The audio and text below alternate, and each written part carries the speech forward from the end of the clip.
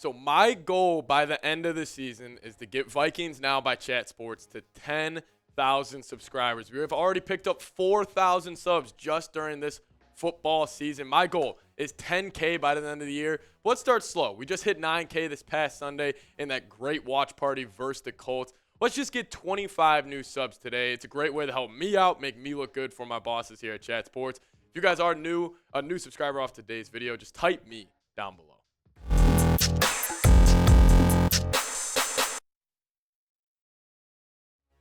Welcome in the Vikings Now. I am your host, Patrick Seatman. We're going to be touching on the latest Vikings news, rumors. The Vikings just signed a former first-round quarterback, Justin Jefferson. What are his MVP odds looking like after the Jalen Hurts injury? Then also going to touch on good old Ed Donatel, and maybe he is changing his ways. Let's start off. The Vikings have signed quarterback Josh Rosen, the former 10th overall pick in the NFL draft, to the practice squad. A pretty interesting move out of the Vikes. The Vikings just had David Blough poached off their practice squad. So they want to get another guy in there. They chose Josh Rosen. And Josh Rosen, first-round pick out of UCLA in 2018. His career stats in the NFL, sitting around 54% completion percentage, 2,800 yards, 12 touchdowns with 21 interceptions. And he's played for the Cardinals, Buccaneers, Falcons, and Cleveland Browns throughout his NFL career. But a little fun fact for you guys on Josh Rosen. He was actually an all-state tennis player in high school. I thought this was a cool tidbit that I found out when I was kind of doing some research on him. But then he actually ended up focusing, I think it was his junior and senior year in high school, all on football. So that's the Vikings' new practice squad quarterback, Josh Rosen. Shout out to him. And let's show him some love in the comments section. Type JR in the comments. Go spam JR down below. So show Josh Rosen some love, because you never know. Maybe when Kirk Cousins' time here is done in Minnesota, maybe Josh Rosen finally lives up to that first-round potential, and he could be the quarterback for the Minnesota Vikings. Now, does Justin Jefferson have a chance at MVP? Could he be the first ever wide receiver in NFL history to win a MVP award? I kind of wanted to touch on this because after the injury news from Jalen Hurts yesterday, which Tom Pelissero broke for us, saying Jalen Hurts' status is in doubt for Saturday's game against the Cowboys because he suffered a sprained throwing shoulder in the third quarter. Sources tell me the injury isn't considered a long-term injury. So Jalen Hurts, he was probably in the lead at the time for the MVP conversation. But if we're looking at the updated odds, Patrick Mahomes sitting in a heavy favor right now at minus 375.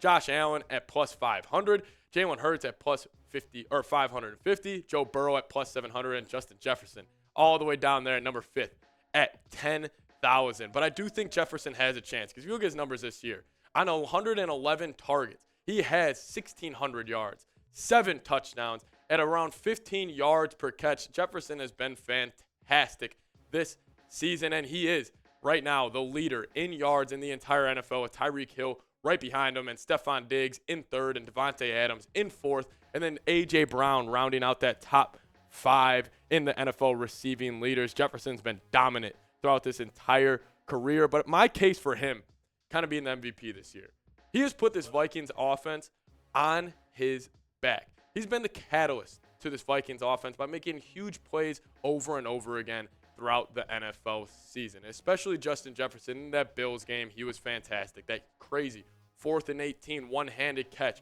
especially this comeback against the Colts this past week. He only had 12 yards at halftime, ended the game with 123 yards total. It just seemed like anytime this Vikings offense needed a big-time play to be made, he was the one to make it. And Justin Jefferson, if you had to kind of pick one person that's a non-quarterback in the NFL that is the most important player to the offense, I would probably go Jefferson or Travis Kelce. They are really the catalyst to these elite offenses. And you're looking at the numbers per game for the Vikes.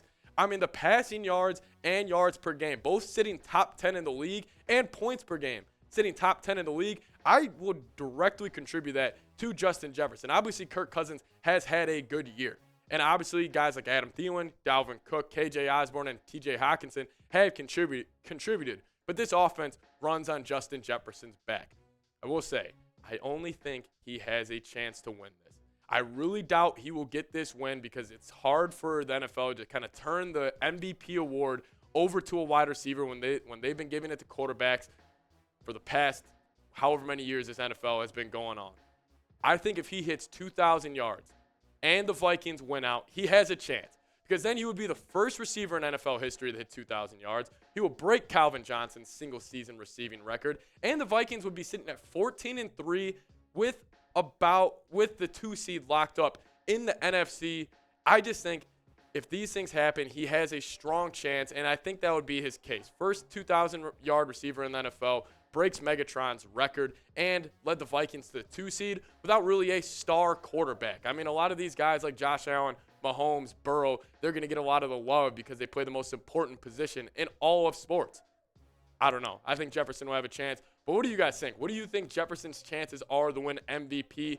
Right now, I'll probably throw it at a 5% chance just because of the nature of the award, always going to the quarterback position. But I think if he hits 2K and the Vikings win the remaining 3 games on their schedule, I would probably give him a 50% chance to win that MVP award. But the Vikings, they won the NFC North this past Sunday, and you could go get your NFC North gear right here. These shirts are sweet. I already actually ordered a couple of them for Christmas for my dad and brother. They're awesome. If you guys go to chatsports.com/NFC North, you can get this sweet shirt. There's also sweatshirts available for you as well. But wow, I mean, the Vikings won the NFC North. What better way to celebrate? Because I think this is the best design they've had for division winner t-shirts in a very long time. It says Conquer North.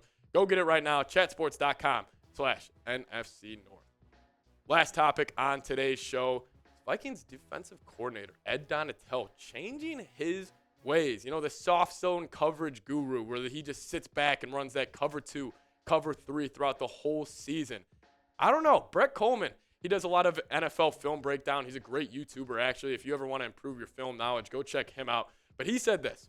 He said, for what it's worth, the Vikings only called man coverages 40% of the time in weeks 1 through 14 and called man less than 11%. Against the Colts, the Vikings called around 68% cover 1, cover 3 coverages. And in the second half, they were around 40% man coverage. So that's from 11% to 40% in the second half against the Colts. I think Ed Donatell may be changing his ways and maybe starting to trust these corners just a little more. But if you're looking at the Vikings, defensive ranks throughout the year, I mean, yards per game, sitting at 375, passing yards, 259, rushing yards, 95, and points per game, giving up around 24.9 points per game. Hasn't been good. But I'm looking at these guys, the Vikings corners, because these are the guys that I think that really need to step up for this defense to kind of take that next jump. Patrick Peterson, he's been okay this year. He's kind of taken a step back the past couple years, especially or past couple games after that Bills game. Cameron Dantzler actually didn't need to play too much because of the emergence of Duke Shelley.